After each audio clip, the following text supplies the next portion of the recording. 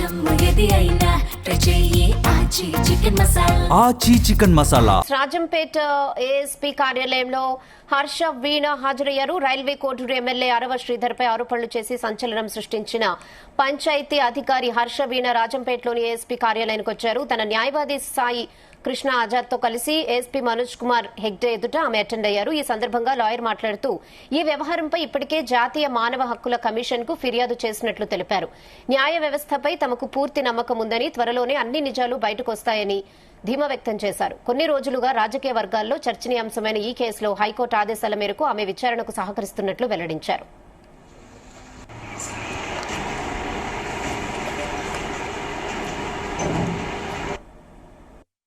గ్రామ పంచాయతీలో junior assistant గా పనిచేస్తున్న ఇసుకపట్ల హర్షవీణ అనే ఆమె నేషనల్ కమిషన్ ఫర్ ఎస్సీలో ఒక పిటిషన్ పెట్టుకోవడం జరిగింది.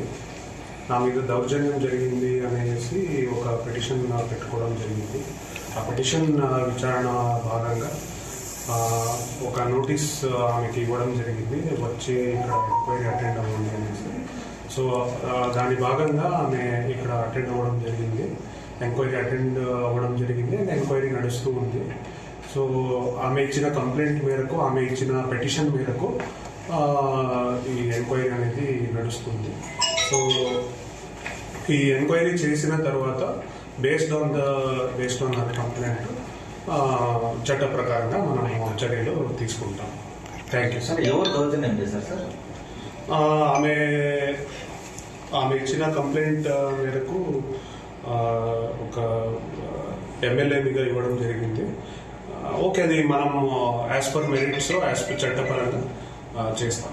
హర్షవీణ గారికి సంబంధించిన మేము ఎస్సీ నేషనల్ ఎస్సీ కమిషన్లో గతంలో ఒక ఫిర్యాదు చేశాం. ఎందుకంటే అంతకుముందు మేము చేసిన ఫిర్యాదు సంబంధించిన ఏదైతే ఉందో దానికి సంబంధించిన ఫిర్యాదుతో పాటుగా అడిషనల్గా జరిగింది వాట్ ఈస్ ఫ్యాక్ట్ అనే దాని మీద మేము నేషనల్ ఎస్సీ కమిషన్లో ఫిర్యాదు చేసాం. ఎందుకు చేయాల్సి వచ్చిందంటే ఇక్కడ రాష్ట్ర స్థాయిలో కానీ లోకల్ స్థాయిలో కానీ కొంచెం పొలిటికల్ ఇన్ఫ్లుయెన్స్ ఉంటుంది అనే ఉద్దేశంతో అక్కడ మేము ఫైల్ చేయడం జరిగింది. సో మా పిటిషన్ స్వీకరించిన నేషనల్ ఎస్సీ కమిషన్ వారు ఈరోజు ఏఎస్పీ గారికి, మన హెగ్డే సార్కి ఒక నోటీస్ ఒకటి ఇవ్వడం జరిగింది. దీని మీద ఎంక్వైరీ చేయమని చెప్పడం జరిగింది. సో అకార్డింగ్ దట్ నోటీస్ మేము వచ్చాము. ఇక్కడ మా యొక్క ఏదైతే ఉందో మాకు సంబంధించిన అన్ని వివరాలు ఆయనకు ప్రొడ్యూస్ చేయడం జరిగింది. సార్ సావధానంగా మొత్తం విన్నారు. విన్న తర్వాత దీనికి సంబంధించిన ఏదైతే ఉందో త్వరలో దానికి సంబంధించిన ఎంక్వైరీ చేయటం కానీ ఏదైనా కానీ చేసి మాకు న్యాయ సహాయం అలాగే చట్టపరంగా ఏదైతే చేద్దామో అనేది మాకు చెప్పడం జరిగింది.